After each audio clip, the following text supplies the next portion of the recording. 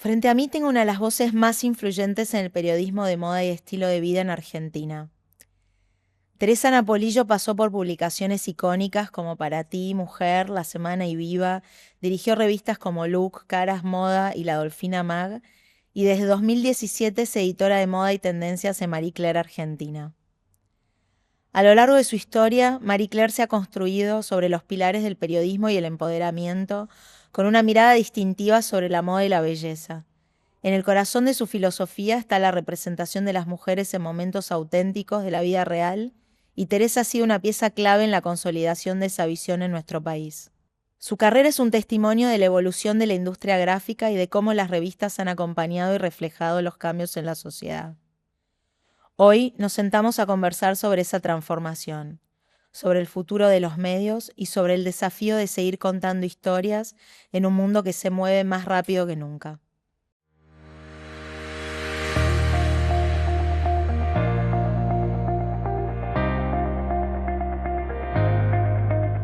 Mi nombre es Sabrina Maguas y esto es No Ordinary People, No para los amigos. En 2024 este podcast fue reconocido por la legislatura porteña como de aporte a la comunicación social de la ciudad, un reconocimiento que no solo celebro, sino que refuerza mi convicción sobre lo que hacemos acá. Esta temporada además tiene una yapa extra, que es que estoy siendo parte de una incubadora que es Matter, invitada por Luján Hider, de la marca Hider. Es una invitación a gestar proyectos, sostener vínculos y transformar realidades. Algo que vengo intentando hacer con Nope desde el inicio. Gracias por estar del otro lado, por compartir y por seguir siendo parte de esta comunidad.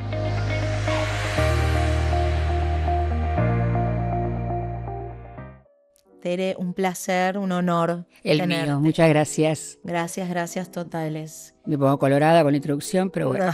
Bueno, y había que resumir, porque si no podíamos seguir. Tengo un montón de preguntas, pero voy a cerrar la compu un poco porque la pregunta de rigor que arranca el podcast siempre es: ¿qué querías ser vos cuando eras chiquita? Yo a los 11 años decidí que quería ser periodista. Mira. Y no hubo manera de sacarme de esa consigna. Se suponía familiarmente que debía ser abogada, no por historia, porque mi mamá es modista y mi papá era chapista, o sea que nada que ver, sino porque todo el mundo suponía que, dada mi evolución, mi manera de ser, debía ser abogada. Sí. Pero bueno, no, yo decidí a los 11 que quería ser periodista y siempre lo vuelvo a elegir y lo vuelvo a elegir siempre. ¿Y por qué elegiste? ¿A quién miraste o qué viste que te...? La verdad no tengo ni idea. Ayer, como sabía que me lo ibas a preguntar, lo pensé. Sí. Y dije, pero ¿de dónde salió? La verdad que no sé. Lo único que sé es que siempre lo dije.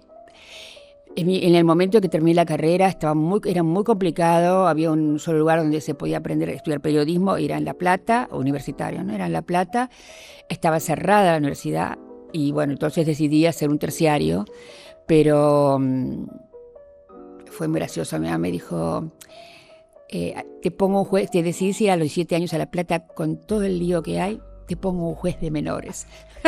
Era la amenaza. La amenaza, claro. No te vas a La Plata ni loca. Y en ese momento, cuando pensabas en ser periodista, ¿qué te imaginabas? ¿Escribiendo? ¿Te imaginabas en radio? No, siempre me imaginé escribiendo. Escribiendo.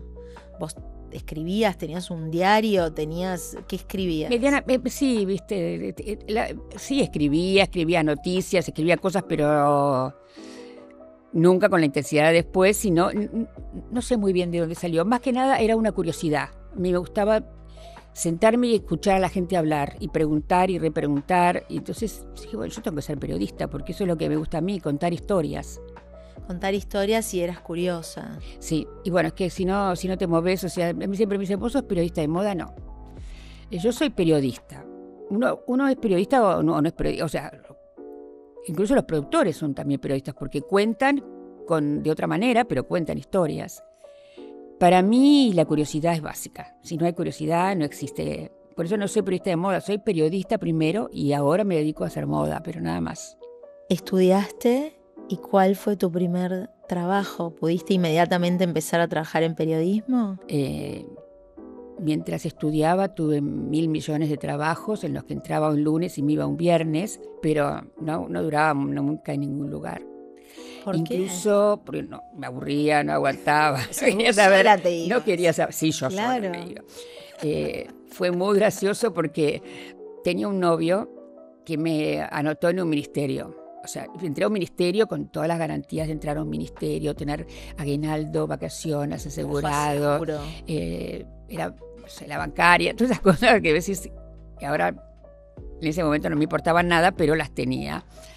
Y de golpe, cuando terminamos la carrera, nos llamó otra de las chicas que había terminado la carrera.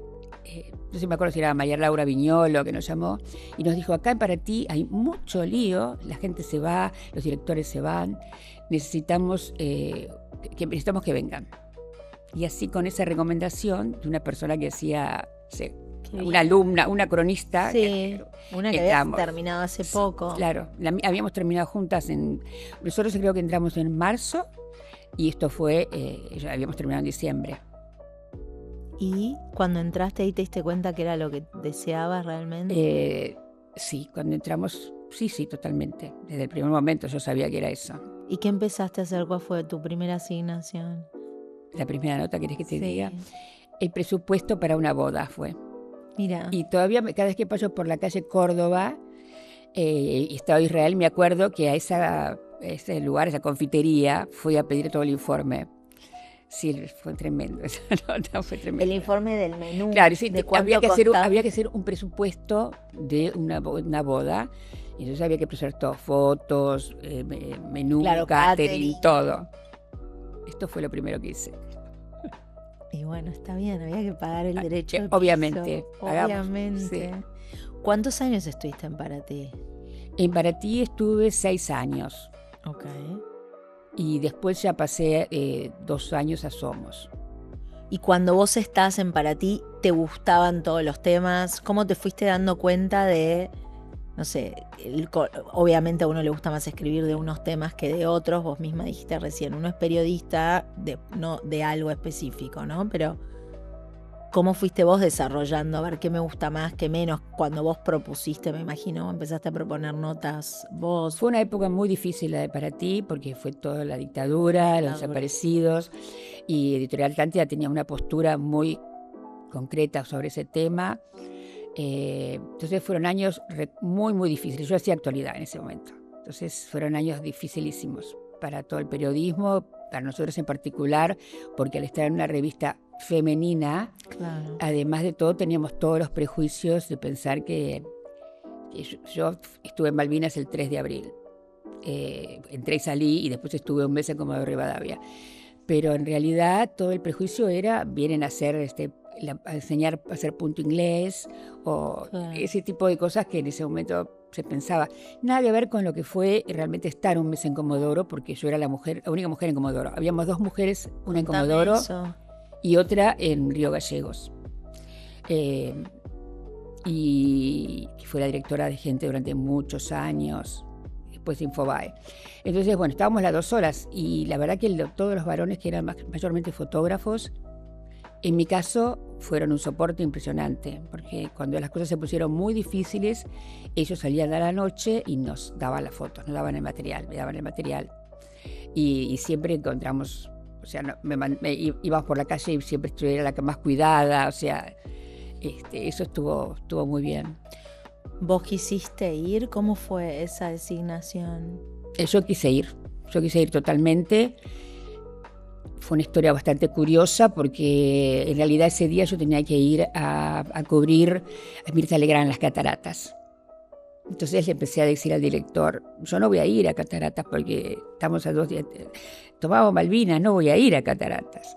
Pero bueno, hasta último momento no se resolvió que finalmente iba a ir a Comodoro ese día, que fue donde salió digamos, la delegación para ir a Malvinas. Ese día fuimos y venimos en el día. Entonces, cuando se resolvió finalmente que yo iba, ya el director de fotografía, los directores de las revistas ya estaban allá. Y yo llegué a las 6 de la mañana a Comodoro con una persona, fotógrafo que era un colaborador, en realidad no era de la planta fija. Sí. Y la instrucción que yo tenía era apersonarme en el hotel, que estaba el director de gente, y hablar con él. Yo llegué al aeropuerto y había un movimiento rarísimo, entonces le dije al fotógrafo, no, de acá no nos movemos. Conclusión, que entramos al privado, donde salían todos los periodistas, antes que todos los periodistas. Yo como no sabía, yo me acuerdo que estaba con mi bolsito y mi impermeable recién comprado, y entró la gente y entraron todos súper equipados, con camperas, con las cámaras preparadas, todo preparado. La pregunta fue, ¿qué haces vos acá? Y yo voy a Malvinas con ustedes. Fue medio choqueante, pero así fue. ¿Cuántos años tenías? Tenía 23. Y no te vas a olvidar nunca. Nunca. Me imagino. No, nunca. Estuvieron en Malvinas un día. Yo estuve en Malvinas un día, volvimos y después estuve en Comodoro un mes. Luego de eso teníamos previsto un viaje con Adriana Bruno, una compañera, y nos íbamos a Italia, y desde Italia llamábamos y le decíamos a la redacción, escúchenme, estamos perdiendo. Ellos nos decían, estamos ganando, y nosotros decíamos, por favor, estamos perdiendo. Y era bueno. Claro, las noticias acá eran otra cosa. Y nosotros estábamos allá y bueno, y ella también había estado un tiempo, después de que yo volví, ella había estado también en Comodoro, entonces estábamos las dos muy empapadas de lo que era la guerra en Argentina, lo que nos dejaban ver, lo que podíamos ver. Claro, eso quiero preguntarte, porque en realidad las noticias están dadas mal acá porque no los dejaban No nos dejaban ver. Para nada, los que estaban en Ushuaia tenían las cortinas tapadas del hotel, o sea, no teníamos ningún tipo de información. ¿Y qué era lo que podían hacer? Podíamos ir a la conferencia de prensa, podíamos salir a patrullar a la noche a ver qué pasaba y ver cómo se iban cargando los tanques, los camiones, esas cosas. Podíamos hacer relativamente cosas, pero nunca era la información cierta. ¿Y ustedes en ese momento recién se dieron cuenta de eso, vos ponele cuando viajaste o no, ahí? No, cuando estábamos ahí nos dábamos cuenta que tanta cosa, tanto ocultismo era por algo. No, sí, nos dábamos cuenta de lo que estaba pasando. Tremendo, pero qué experiencia única. Sí, fue una experiencia fuerte. Finalmente me imagino eso que decís vos, bueno, eran dos mujeres y esa cosa de, bueno, ¿qué estás haciendo acá vos con tu impermeable toda ahí? Sí, claro. ¿Cómo fue en un mundo en general, ¿no? Mucho más masculino, no solo en esa época. Yo trabajé en ámbito financiero, fue mi primer trabajo cuando me recibí.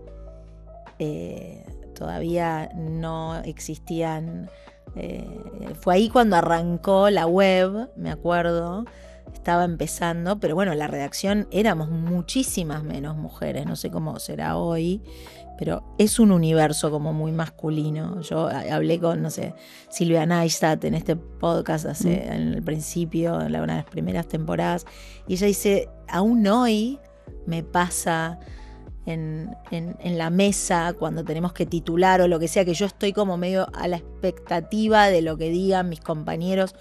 ¿Cómo transitaste vos como ese universo? Por más que estuviste en revistas en las que por ahí había más mujeres, pero ¿cómo lo viviste y cómo sentís que fuimos abriendo paso y llegando a hoy, si es que hubo un cambio? Sí, en las revistas femeninas en ese tiempo había más mujeres, obviamente. Aunque la dirección siempre estaba asignada a un hombre, porque las mujeres no llegaban hasta a dirigir. No llegamos a dirigir. De hecho, yo fui una de las primeras directoras en Perfil, ya cuando me pasé a Perfil, ya no después de salir de Atlántida, y con otras compañeras. Pero siempre recuerdo esa época, no lo viví personalmente, o sea, no fue conmigo, o sea, no lo viví porque se vivía obviamente, pero no fue para mí un tema tan conflictivo tener relación con varones. De hecho, a los 28 trabajaba en una revista de política y tenía un cargo ya, obviamente. No solo creo que era mujer, sino que era la más chica. Entonces era como difícil, aunque hacía espectáculos, pero siempre estaba, si entraba alguien siempre estaba como esa, es mujer, pero bueno, pero te digo la verdad, personalmente nunca fui discriminada.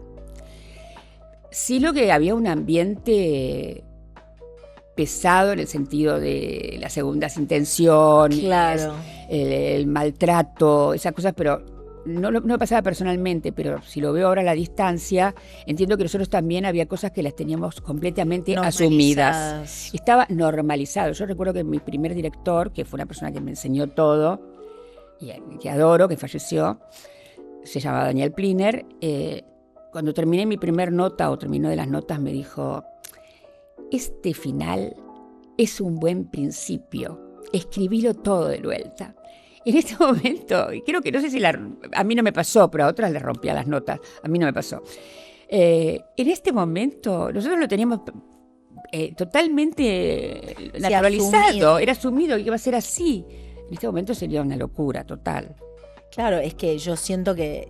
O sea que lo que vos preguntás sobre los avances, sí, obviamente. Y todo lo que hacemos nosotras siempre, yo estoy en una institución que se llama Periodistas Argentinas, somos 250 periodistas, y la verdad que todo lo que hacemos es para eso, es para las mujeres que vienen, para las chicas que vienen, que no se dejen maltratar ni abusar físicamente, porque después la cosa fue escalando también, ¿no? Totalmente, es la normalización de esos espacios en los que obviamente uno sabía que era minoría, pero que permitía cosas que son inadmisibles. Y por otro lado también, no solo frente a eso, pero que la noticia contada con una visión femenina no es igual que la masculina. Y el reflejo de esas noticias, ¿no? O sea, o qué historias contar y cuáles no. Yo creo que es muy, muy enriquecedor que haya más mujeres. Obviamente, muy enriquecedor. Y bastante más práctico, porque al parecer parecía que los hombres son más prácticos, pero no, las mujeres somos mucho más prácticas que los hombres. Nunca es más práctico. Si vos tuvieras que decir como cuál fue en todos estos años, ¿no? Como en términos generales, como el mayor desafío de trabajar como en periodismo en Argentina versus lo que vos podés ver afuera. ¿Qué dirías? Nosotros trabajamos mucho y somos pocos. En general, afuera cada uno tiene una función muy delimitada. Nuestro desafío es abarcar todo lo que abarcamos y hacer lo que hacemos. Siempre, en muchas de las revistas donde yo trabajé, terminamos el cierre y decimos: se ha producido el milagro.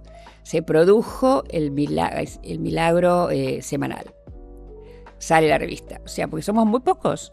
Es como siempre fue así. Sí, bueno, no. Yo cuando empecé a dirigir Luz tenía 40 personas a cargo. Eso fue en los 2002. Sí, 2002. Pero después la cosa fue... Los staff fueron, bueno, como en todas las empresas, ¿no? Los staff fueron reduciendo, los presupuestos también. O sea que el mayor desafío es hacer todo lo que hacemos con los recursos que tenemos. Claro, la limitación de recursos. Sí, siempre fue la limitación de recursos. Cuando se digitalizó, ¿no? Un poco todo, ahí debe haber sido como un cimbronazo también, o un cambio de bueno, a ver qué... Primero el proceso, porque por un tiempo obviamente que por ahí, bueno, era mucho más tímido el tema del online, o había otras notas, o se replicaba exactamente lo que estaba impreso. ¿Cómo fue para vos vivir ese cambio, esa trayectoria? ¿Y en qué sentido? Los medios donde yo trabajé siempre fue muy lento, siempre fuimos acompañando, también por una cuestión de recursos, siempre la parte web, online, fue acompañando la parte gráfica. Personalmente, cuando me retiré de la parte de las revistas gráficas, después volví, pero cuando me fui, inventamos con otros amigos una revista digital, y ahí sí, para mí la revolución fue ahí, porque ahí tuve que aplicar todos mis medios, y ahí ya empezó nosotros nos decíamos que nos estábamos reinventando, y particularmente yo creo que yo me reinventé con el lanzamiento de Not Your Mama. Pero eso fue bastante después, y fue más una cosa, un camino personal. Cuando vos te retiraste, ¿fue por temas como personales? ¿Te cansaste? No. Hubo una oleada en la editorial de retiros voluntarios y bueno, entré en ese retiro. Te fuiste. ¿Y cómo surge lo de Not Your Mama? Nos juntamos con dos amigos y decidimos, bueno, ellos viven en Los Ángeles. Decidimos hacer una revista digital y... Son argentinos. Son argentinos viviendo en Los Ángeles, sí. Entonces estuvo muy buena 2 años, pero me pareció a mí que estuvo como adelantada a su momento, porque si la haríamos, usábamos recursos que a todo el mundo le llamaban la atención y que hoy todo el mundo, la gente en general, replica. ¿Cómo Entonces, por ejemplo, el FICO entre fotos, o sea, cosas que en ese momento eran muy llamativas, del mismo tema. Incluso gente de los medios me decía, pero es una ridiculez. Bueno, ¿viste? No, cosas así, y reportajes y entrevistas que fueron... Que la idea ahí, me imagino que era como algo que ustedes veían que no había. Exacto, no había acá y lo podíamos hacer, pero todavía la parte comercial no estaba acomodada como para acompañarnos en el proyecto. Sí, que es lo lamentable en general siempre, que es de lo que depende obviamente el medio, ¿no? Obviamente. Sin esa pata era imposible para nosotros. La tuvimos 2 años, pero necesitábamos era muy buen producto, pero necesitaba una pata comercial fuerte que en ese momento no teníamos. Entonces, ¿y la gente lo veía gratis online o había suscripción? No, todavía no había suscripción. Sí, habíamos empezado a suscribir, pero todavía no había suscripciones pagas. O sea que después de 2 años... No, bueno, se dio naturalmente, ¿no? Decidimos, hasta acá llegamos y bueno. ¿Y ahí vos ya arrancaste, volviste de nuevo? Yo ya estaba volviendo de nuevo. Ya había empezado, hacía las 2 cosas en simultáneo. ¿Ahí fue cuando arrancaste Marie Claire? No. Primero hice unos proyectos para Caras. Hice Caras Moda en la editorial y después arranqué con Marie Claire. ¿Y cómo fue que te fuiste metiendo más en moda? O sea, ¿cuál fue el momento que vos notaste, bueno, me estoy especializando, me identifican como esto y me gusta? Claro, con Caras Moda empecé y después seguí con Marie Claire, pero en realidad, como las revistas femeninas tenían un gran porcentaje de moda, esto fue un proceso que fue acompañando. Yo ya conocía a los anunciantes, conocía el medio, entonces, bueno, Caras Moda fue como un poco el puntapié para arrancar con esto, pero está todo muy ligado. No hay, en una revista no hay tanto una diferenciación. Sí, por ahí hay producciones o viajes que son estrictamente de moda, pero moda y tendencias es todo, ¿viste? En una revista. O sea, incluso en una revista política la tendencia es todo.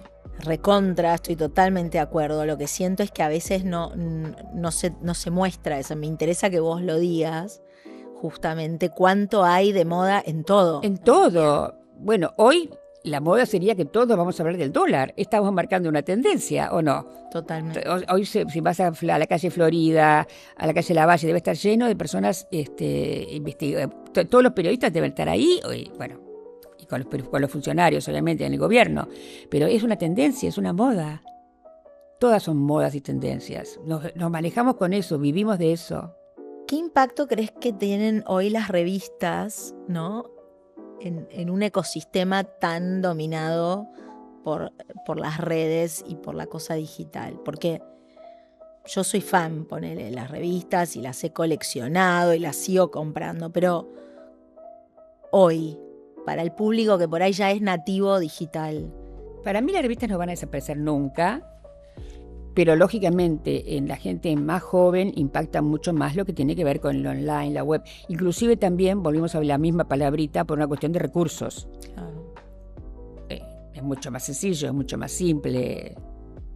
Lo ves también en lo que tiene que ver con las películas. La gente prefiere, en vez de adaptarse en una plataforma, y bueno, se puede ver en otras plataformas que no son pagas. Lo mismo en las revistas, puedes ver en pagas y en no pagas, aunque no pagas no las veas tan claramente y ni puedas leer los textos en completo.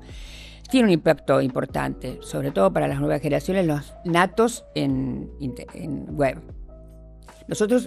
Para nosotros es el cambio difícil, porque no somos natos. O sea, estamos inmersos en un mundo que no tiene que ver que no nos corresponde, que no lo mamamos, que no tiene que ver con nosotros, que tenemos que hacer el doble de esfuerzo para poder integrarnos en ese mundo. Yo muchas veces en la redacción digo, nunca se olviden de la lectora inexistente, porque todo el mundo me dice, ¿vos te preocupas por la lectura? Por ejemplo, una cosa muy mínima voy a decir, el direccionario. Nosotros usábamos en moda algo que se llama direccionario, que se colocaba en todas las revistas las direcciones de los lugares. ya no existe más eso, porque Claro. ¿para qué? Si ves una marca vas a entrar a Google y lo vas a sacar de ahí. Sí. Y entonces me cargan a mí, pues yo siempre tengo cosas como, no va con precios, ¿no? O estas cosas que me vienen de una historia, de una experiencia, Total. que yo ya sé que ya no funciona, que no están, que no, y ya no los valido, pero igual siempre digo, nunca se olviden que existe una lectora, que hay una lectora inexistente a la que ustedes no le están dando bolilla. Se va a enojar y no les va a comprar más. En broma, porque yo sé que es así. Que vivimos de lo comercial, obviamente. Pero si la lectora inexistente la tengo siempre presente. Me interesa que expliques eso, porque por ahí la gente que no es del palo para nada, pero que sí consume las revistas, como el circuito comercial de una revista, ¿no? Porque obviamente que, no sé, sobre todo Marie Claire es una revista que siempre, históricamente, ¿no? Desde su fundación, propuso hablar de una mujer mucho más intelectual y propone temas que no son banales o No. solo moda, o qué sé yo, pero compras una revista con esa finalidad, pero detrás de eso hay un circuito comercial que tiene que cerrar. Obviamente, las notas sobre el aborto no las van a aportar comercial. O sea, nosotros fuimos abanderadas totales del aborto en Argentina y de los derechos humanos y del maltrato en el trabajo, de la lucha permanente que tenemos con eso, la igualdad en los sueldos. Y eso no nos genera, digamos, recursos económicos. Lo que nos genera recursos económicos es, por ejemplo, belleza. O sea, que nuestras notas de belleza se equiparan a todo lo demás, porque es ahí donde tenemos que fijarnos dónde vamos. Sí. Claro. ¿Dónde vamos? Porque nuestros anunciantes obviamente dependen de la moda. En este país mucho más de belleza que de moda. Sí, creo que belleza es una cosa que está creciendo. Un 90%, Mira, te diría, es belleza.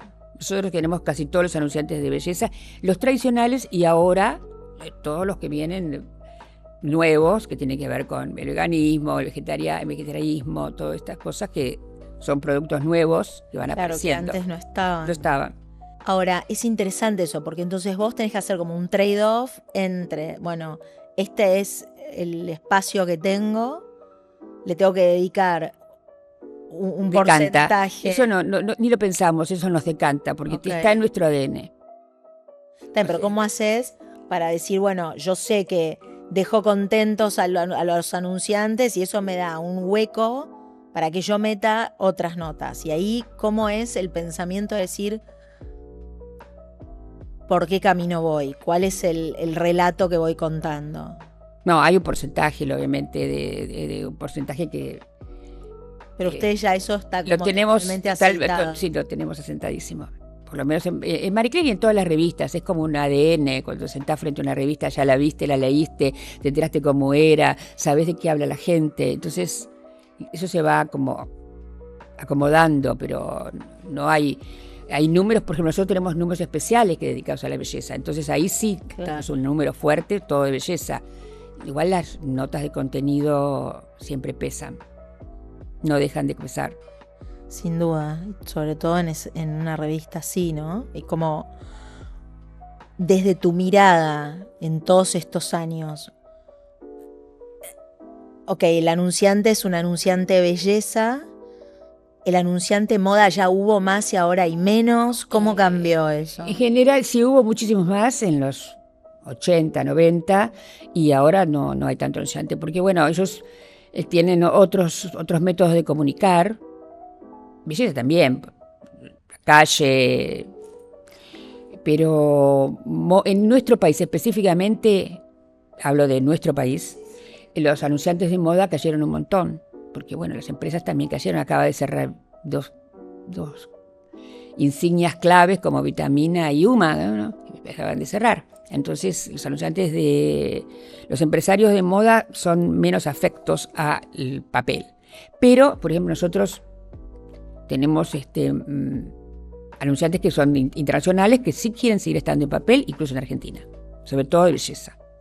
Pero la moda siempre tuvo menos. ¿Por qué pensás eso? ¿Es porque están pensando en llegarle a la gente que todavía consume papel o hay algo de un 360 en la comunicación? Hay un 360 en la comunicación. Para mí las marcas internacionales tienen una cabeza más abierta, es un 360. O sea, no es saco de acá y pongo de acá, es pongo las dos y veo por dónde va llegando la gente. Pero en moda siempre hubo menos en relación, pero ahora hay muchísimos menos anunciantes. Sí, se fue como achicando mucho. Muchísimo el mercado. El mercado de moda se achicó mucho. En ese aspecto, digamos, un poco para saber qué opinas de lo que se ha ido, o sea, el mercado es chico, se fue achicando más. Muchísimo. ¿Cómo viste esa evolución, no? Más allá de los números y de los tamaños. La moda argentina hace 20 o 30 años versus hoy. ¿Cómo ves esa evolución? Porque por ahí es verdad, las grandes marcas se fueron, ¿no?, plegando, han ido pululando marcas chiquititas. No. ¿Cuánto impacto decís que eso tiene? ¿Hay gente muy creativa detrás de eso? En este momento nosotros somos los nuevos emprendimientos. Para mí somos los diseñadores emergentes. En este momento nuestro punto fuerte en moda son los diseñadores emergentes. Estuve hace poco en Neuquén y en Neuquén ya hay diseñadores que están agrupados, se llaman Mancha Brava. Me quedé sorprendida con las cosas que hacen estos 11 diseñadores, que también hay de Buenos Aires, pero están agrupados en Mancha Brava. Sí. Y son geniales porque es ropa, accesorios, calzado, bueno, todo.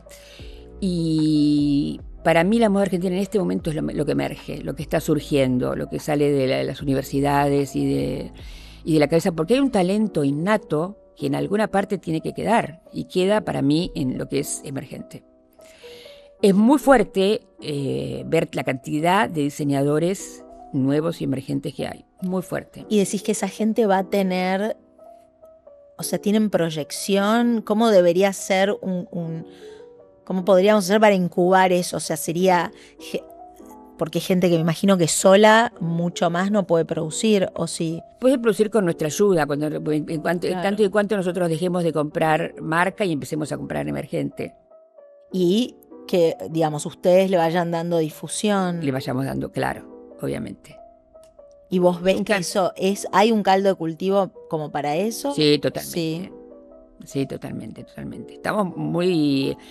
Todos estamos muy atentos a lo nuevo, entonces esto forma parte de un nuevo, no digo que vaya a pasar este año ni el otro, esto está pasando y va a llevar una década, pero va a ser así. O sea, tiene que ver también con la moda circular, con toda una nueva postura frente a la ropa, que es el no fashion. O sea, el no fashion directo tiene que ver con cómo nos paramos ahora frente a lo que tiene que ver con la ropa en relación con lo grave que es la contaminación ambiental que provoca la industria de la moda, que ya todos sabemos que es la segunda industria contaminante. Sí. Entonces tiene que ver con toda una postura que también viene de esta cosa de leer web, o sea, viene todo concadenado, ¿no? Y va a llevar un tiempo, un proceso, pero en Argentina estamos muy alertas a esto. Ahora, ese sería como un poco el futuro de la moda. Y el futuro de la moda editorial, digamos, vos antes dijiste, yo no creo que van a dejar de haber revistas papel. ¿Cómo lo ves en esos 10 años? Un poco como lo que dijiste ahora, de acá a 10 tiraste lo de los diseñadores emergentes. De acá a 10, ¿qué va a pasar con la industria gráfica? Ahí estoy entre lo que quiero que pase y lo que puede llegar a pasar. Lo que quisiera que pase, obviamente, es que tengamos un espaldarazo y que podamos seguir surgiendo. Lo que creo que va a pasar es que van a quedar muy pocos medios, los que estén más preparados para encarar la falta de recursos y también el acompañamiento del público, ¿no? Esto es importante, porque vivimos de comercial, eso es cierto, pero eso no es todo. En un tiempo yo te hubiese dicho, si le hubiéramos hecho caso a la lectora inexistente, esto no hubiese pasado. Y ahora ya no lo puedo decir porque no es así. Pero sí, acá hay mucho de lo que yo quisiera y de lo que veo que puede pasar. No te puedo decir, lo que yo quisiera es otra cosa. Hoy, ¿cómo es? En la web, las notas largas están completas, o sea, uno consigue... Tenemos material diferente para la web. Es distinto. Sí, hay material distinto. ¿Y eso es en función de lo que ustedes ven que consume la gente que consume web? Exactamente. Ok. Exactamente. Sí, porque lo bueno... Más corto, Claro. siempre es todo más corto, es más inmediato, es más instantáneo. Lo que pasó con la digitalización también de los medios es que permitió tener un contenido como data concreta, ¿no? Y de papel. Sí. Mucho más extenso. Mucho más extenso. Y claro. De qué se lee, cuánto, bueno, por eso, quién. Por eso figura en cada nota el tiempo de lectura. En papel no figura ese tiempo de lectura, porque vos te lo llevas el viernes, y lo lees el fin de semana, y tranqui. Sí, también tiene que ver un poco con lo que va a pasar dentro de 10 años, tiene que ver también con eso, con la generación de contenido interesante, que a vos te alcance, te sirva, pero esto es viejo, eso lo aprendí cuando empecé a trabajar. O sea, si tu contenido es interesante, te van a seguir comprando, bueno, te van a seguir leyendo, van a buscar el papel para las notas que le interesen. Las notas de web son notas cortas que tienen un tiempo incluido de lectura. Que responden también a un algoritmo, ¿no? Porque exactamente. Un poco, o sea, lo que ves en tu feed o que aparece arriba es lo que se sabe que se Y eso es todo más. lo que nosotros tuvimos que aprender, las palabras clave, las palabras que se repiten, lo que tiene mayor lectura. Todo eso que era, para los que hacíamos gráfica, era un mundo paralelo, no existía. Todo eso hubo que incorporarlo. Me imagino que vos en tu redacción, digamos, tenés gente de un abanico de edades. Sí. ¿Cuál sentís que es como el mayor desafío vos? Hay un poco, que creo por un lado que debe ser muy enriquecedor también, porque es como, ¿no? Tener un poco distintas visiones. ¿Y qué cosas sentís que son desafiantes, más allá del chiste de la lectora inexistente o de poner el diccionario? ¿Cómo logran que sea como un complemento, un que equilibrio, sume valor? Claro. Hay que abrir mucho la cabeza. O sea, si no, creo que debe pasar en todos los trabajos, pero en este específicamente hay que tener mucha apertura, tener los ojos muy abiertos y estar muy atentos a las nuevas tendencias, a lo nuevo que está pasando. Hay que estar perfeccionándose, o sea, y intentando permanentemente cosas nuevas, porque el interés se cae, pierde.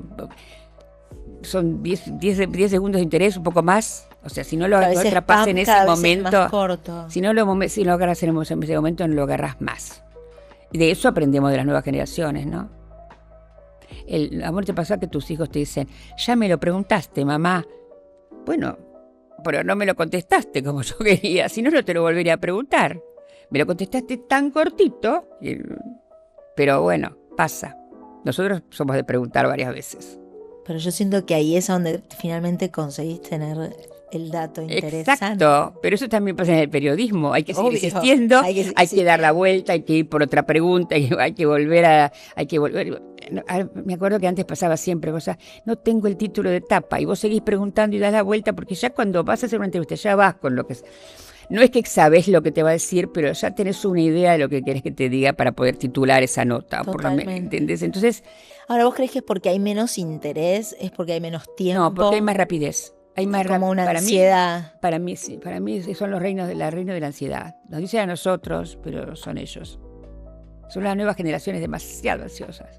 Esto es lo que me permite a mí mantenerme, porque mi ansiedad es elevada. Es galopante. Es curioso que ahora yo trabajo con el equipo mismo que formé hace muchos años. O sea, cuando empezó Viva, recibí un currículum de una persona la cual tomé, que es ahora el editor de Marie Claire y es ahora mi editor. Entonces, y está muy bueno que nos retroalimentemos, y está muy bueno también que una persona como yo, que pasé por todas las redacciones y también me tuve que reconvertir en todo lo que tiene que ver con la parte online y web, pueda cambiar de posiciones. O sea, yo era la directora y ahora él es mi director, digamos. O sea, y está muy bueno. Yo pienso que soy bastante concreta en la vida, me adapté fácil a esas situaciones. ¿Cuál fue la nota que más sentís que te marcó en tu carrera? Si tuvieses que señalar una. ¿O algo que sentís que fue simbólico? O un punto simbólico de inflexión. fue Faradiva en las Islas Contadoras. Eso fue muy simbólico porque, no te voy a decir que me dio un reportaje, pero salió en la tapa de Para Ti y estuvo interesante. Eso fue simbólico. Después de crecimiento fue Malvinas, sin duda. Y después algo que me marcó mucho fue la revista Luz. Esos fueron muchos años de una revista semanal, muy fuerte, con un equipo importante, y esos me marcaron mucho personalmente. ¿Y ahí que era? Era directora. Entonces era... Y que lograste tocar como muchos temas. Fue... ¿Qué años eran? Era 2009, 2010. Y sí, fue la última revista que dirigí hasta el 2012. Así que sí, con mucho cambio, porque fue diario, primero fue mensual, después fue semanal, después salió un tiempo con el diario, después volvió a ser semanal. Le faltó ser quincenal y completó todo, pero fue un gran aprendizaje, no solo laboral, sino también personal. Conocí gente muy, muy valiosa que todavía me acompaña, y para mí revista Luz tuvo un valor muy importante. Si pudieses elegir a alguien a quien entrevistar o hacer una nota que todavía no hiciste, ¿a quién elegirías? En cualquier parte del mundo. ¿Viva o muerta? Viva o muerta. Si fuera un personaje, sería Chanel. Seguro, pero sin dudarlo, te lo digo. Y si estuviera un personaje... De verdad, nunca pensé, pero... Chanel es una buena respuesta para quedar bien. Y no, Chanel me encantaría. Polémica. Estuve hace poco en su casa en París y fue una cosa muy fuerte, muy, muy fuerte. Yo soy muy fan. Cuando vivía en Milano, que hice el máster de moda y comunicación en el IED, había una docente de historia de la moda que claramente se creía como una personificación de Coco. Y lo que yo aprendía en esas clases, porque ella te llevaba de viaje y claro, la veías que estaba personificada, los collares, el pelo, la ropa, era como una cosa, y me obsesioné también, y me compré todos los libros. Cuando estuve en la casa, porque también es como eso debe haber sido la increíble. casa te llevaba de viaje, los objetos de viaje. O sea, ¿la casa está abierta ahora al público? No. Ah, ¿y cómo te metiste ahí? Bueno, fuimos con autorización desde acá. Espectacular. Fue espectacular, la verdad que fue espectacular. Pero hoy es como museo, ¿está cerrada? Está cerrada y es como museo, sí. Pero no se puede entrar. Está abierta, se puede entrar, sí, se puede entrar con autorización. No está abierta al público, pero bueno, está sobre su boutique, en París, así que es ahí donde vivía, donde se mudó. Sí, después de todo. En el hotel, después de todo. Claro. Si le tuvieses que como aconsejar a alguien que arranca ahora y quiere hacer periodismo, a vos te tocó estudiar en una época difícil, arrancar en una época completamente distinta del país. No, pero ahora hay lugares donde estudiar. Hoy, ¿qué pensás? ¿Cómo, no sé, cuál es el encare? ¿Qué hace ahora falta? Hay universidades que están muy preparadas como para que no llegues a una redacción y te encuentres que todo es diferente a lo que vos... Igual todo va a ser diferente a lo que vos ves, pero yo me doy cuenta por los trabajos prácticos que hacen, por el final de curso que elaboran, que ya estás como mucho más capacitado para encarar cualquier... Bueno, de hecho es una carrera universitaria, más preparada, no te vas a sorprender tanto cuando te encuentres en una redacción de verdad o en un estudio de fotografía, porque ya lo vas a vivir previo. Y esto tiene que ver también con nuestra experiencia que le vamos transmitiendo a los alumnos, ¿no? Ahora está la UAD, está la UP, son todas facultades que realmente te preparan para... Pero si vos le tuvieses que decir a alguien, para ser periodista necesitas esto. No, necesitas formarte en otras cosas, formarte en una carrera, saber de letras, necesitas saber demasiadas cosas como para empezar, pero hay una sola cosa y ya lo hablamos, y es la curiosidad. La curiosidad. Si no tenés esa curiosidad, no te embarques en esta carrera, porque si no tenés empatía tampoco, porque necesitas curiosidad, necesitas empatía, necesitas ponerte en el lugar del otro para poder contar una historia. Para mí son dos condiciones que por más que estudies en el mejor centro del mundo, si no tenés eso, no lo vas a lograr. Si vos pudieses volver el tiempo atrás y hablar con tu younger self en cualquier momento de esta historia que me contaste, ¿cuándo sería y qué te dirías? ¿Cuándo sería? ¿Y qué te dirías si pudieses volver? Un consejo que te darías hoy con el diario con la revista de hoy. Me daría un consejo que me dio un director un día. Yo soy muy obsesiva y a veces me amargué bastante por cosas que no eran tan importantes y él me decía, el diario está solo un día en la calle. Y en ese momento yo me enojaba tantísimo, porque yo decía, ese título es horrible, le falta la coma, le falta el acento. Y hoy me lo volvería a decir y la revista está solo una semana en la calle. Porque a veces era demasiado todo lo que ponía, en lo que era demasiada la presión, demasiado. Es que el que agarra es muy cierto eso, no perder de vista que todo lo que se hizo también para hacer esa revista o para hacer ese diario que dura un día, el lector no tiene la menor idea, lo agarra, después los envolvió huevos y se terminó. Yo también siempre digo eso. Digo, el lector, pero al revés. El lector no tiene por qué saber lo que a vos te pasó. Quiere lo perfecto. Yo soy muy perfeccionista, entonces entre la ansiedad y la perfección.